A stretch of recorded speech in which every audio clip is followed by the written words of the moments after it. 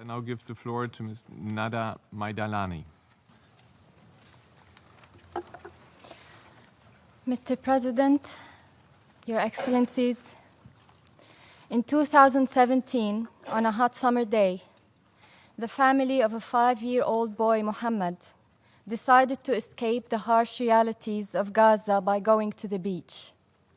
His parents did not realize that a stream of flowing nearby into the sea was full of raw sewage. Later that evening, all of Mohammed's family fell terribly ill. Within 10 days, Mohammed was dead. A virus attacked his brain after swimming in polluted waters.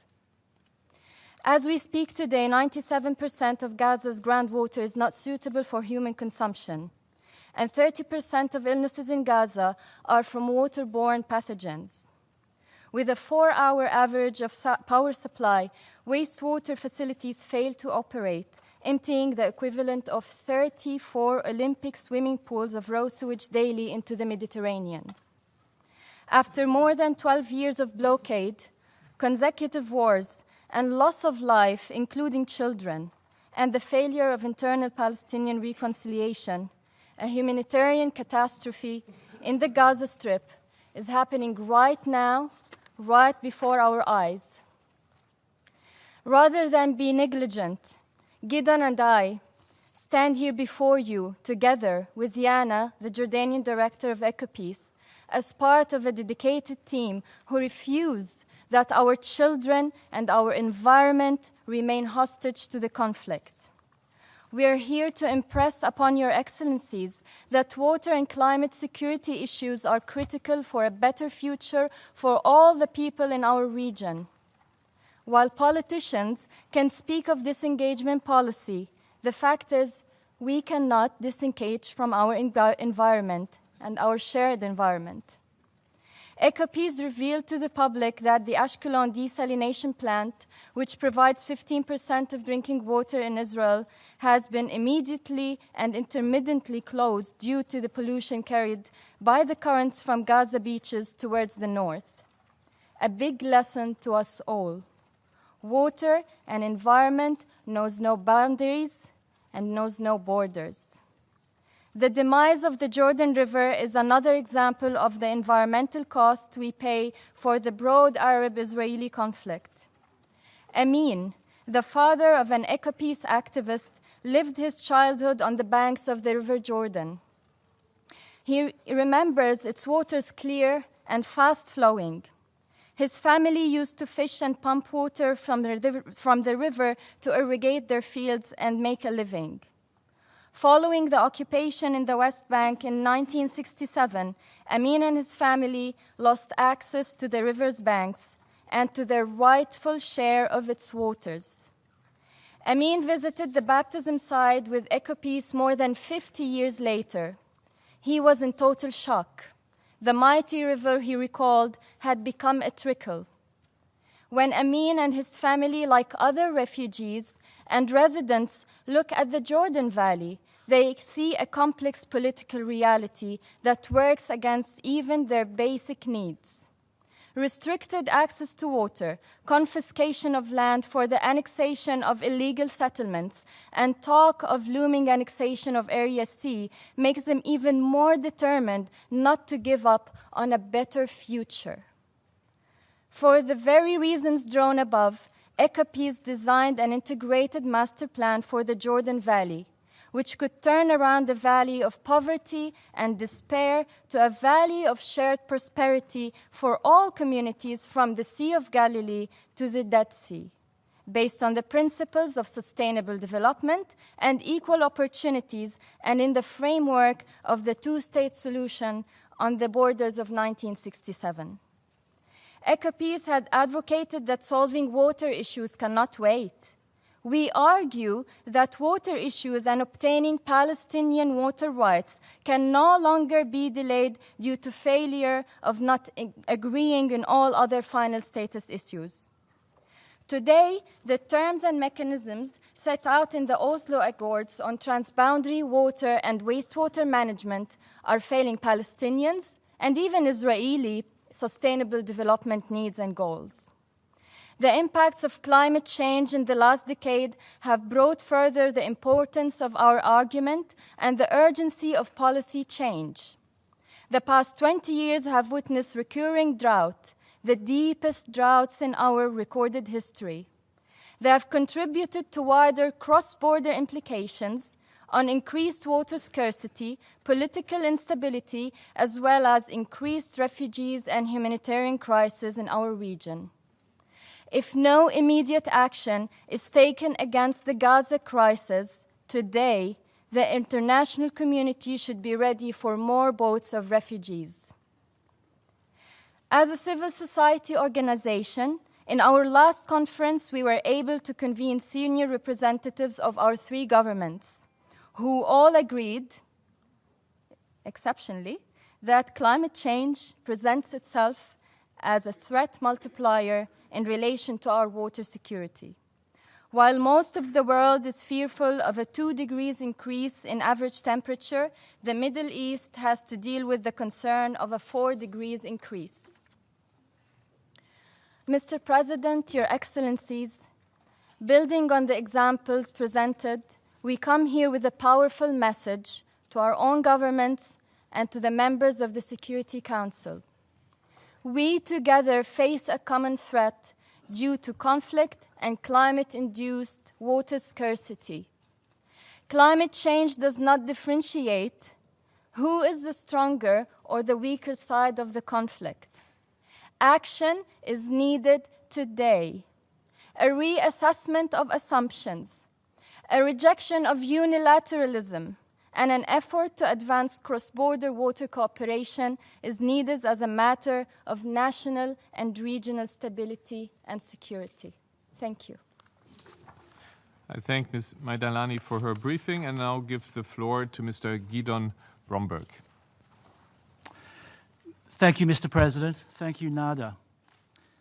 In my 25 years with EcoPeace, my most memorable activity was to jump into the Jordan River together with Israeli, Palestinian, and Jordanian mayors. Together we made a big splash, but like today, we also made an important statement. To get the mayors to literally jump into the river took us 5 years of planning. We developed an education program called Good Water Neighbors. Please remember that. It worked in schools on all sides of the Jordan River, educating young kids about their water reality and the water reality of their neighbors. They saw a river with little flow and full of pollution. And for the first time, they began to understand the impact of conflict on water. Quite innocently, these kids and their parents started to ask their mayors, why is the Jordan so polluted? What must we do with the other side to clean up the river? Empowered by the youth and their parents to take action for the benefit of their communities, the mayors jumped into the river together, not as best friends, but as leaders, advocating to national governments on all sides that only a rehabilitated river would bring economic opportunities to their residents. Mr. President, 20th century assumptions that dictated water diplomacy led us down a path of conflict and competition over water. Last century, we were indeed wholly dependent on natural water, and therefore each side fought for every drop. This was the mindset that led to the demise of the Jordan, the drastic reduction of size of the Dead Sea. This was the mindset of how water was negotiated in the Oslo Accords in the mid-1990s. Water was left unresolved as a final status issue because coming to an agreement over sharing scarce natural water was difficult and would produce winners and losers. But today, the advancements in water technologies this century, much led by Israeli innovation, present real and new opportunities. The utilization of treated wastewater for agriculture and the development of desalination technology means that water is under less constraints as a resource. Today, 70% of the drinking water in Israel comes from desalination, and half of the agriculture is grown with treated wastewater.